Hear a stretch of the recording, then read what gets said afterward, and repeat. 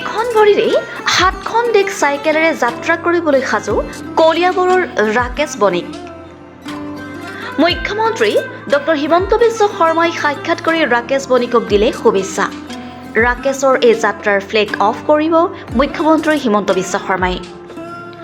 অসম পৰ্যটনৰ প্ৰচাৰৰ লক্ষ্যৰে ৰাছিয়াৰ মস্কোৰ পৰা গুৱাহাটীলৈ চাইকেল যাত্ৰা।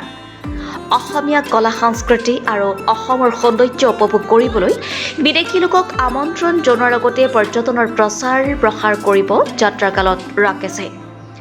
7খন দেশ 10,000 কিলোমিটাৰ পথ এখন ভৰিৰে চাইকেল চলাই যাত্ৰা কৰিবলৈ সাজু ৰাকেশ পেৰাচাইক্লিষ্ট, যাৰ বাবে এতিয়া দৈনিক অনুশীলনত ব্যস্ত ৰাকেশ।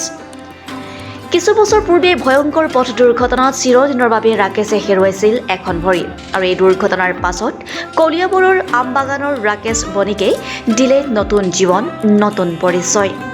নিৰ্বাচন আয়োগৰ ষ্টেট আইকন সন্মানেৰে সন্মানিত ৰাকেশ বণিকে 22,000 কিলোমিটাৰ পথ এখন ভৰিৰে চাইকেল চলাই জগত জিনিছিল এটা সময়ত। কলিয়াবৰৰ আমবাগানৰ যুৱক ৰাকেশ বণিকে ইতিমধ্যে কেইবাখনো দেশ এখন ভৰিৰে চাইকেল চলাই সফলতা বুটলিবলৈ সক্ষম হৈছে।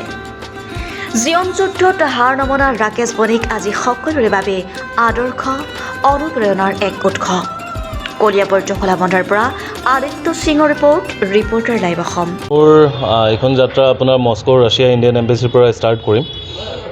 এপ্ৰিল মাহৰ প্ৰথম সপ্তাহ বুলি ভাবিছোঁ, বা ছেকেণ্ড উইকত মই ইয়াৰ পৰা ওলামেই। আৰু এইটো মই 7খন দেশ হ'ব টোটেল। আপোনাৰ মস্কো পাম, ৰাছিয়া মস্কো, তাৰপিছত মই কাজাকিস্তান আহিম, তাৰপিছত মই আপোনাৰ কিৰ্গিস্তান আহিম, তাৰপিছত আপোনাৰ চাইনা সোমাম, চাইনাৰ পৰা মই আপোনাৰ টিবেটত আহিম, টিবেটৰ পৰা নেপাল আহিম, নেপালৰ পৰা মই গুৱাহাটীলৈকে আহিম। এইটো অলম'ষ্ট 9ৰ পৰা 10,000 কিলোমিটাৰ ভাবি ৰাখিছোঁ, আৰু সেইটো এপ্ৰক্সলি মোৰ 4 মাহ বুলি ভাবিছোঁ। বিকজ একৰ্ডিং টু চিটুৱেশ্যন, মানে চাইকেলিঙত আপোনাৰ প্ৰি প্লানিং একো নাথাকে। লাইক ধৰক এতিয়া বৰষুণ আহি গ'ল, মই চাইকেলিং কৰিব নোৱাৰিম, ৰ'দ বেছি আহি গ'ল, সেইটোতো চাইকেলিং কৰিব নোৱাৰিম। তো তেনেকুৱা অবষ্টাকল আছে, কিন্তু সেইটো হিচাপত মই ভাবি লৈছোঁ যে 4 মাহত কমপ্লিট কৰিম বুলি ভাবিছোঁ।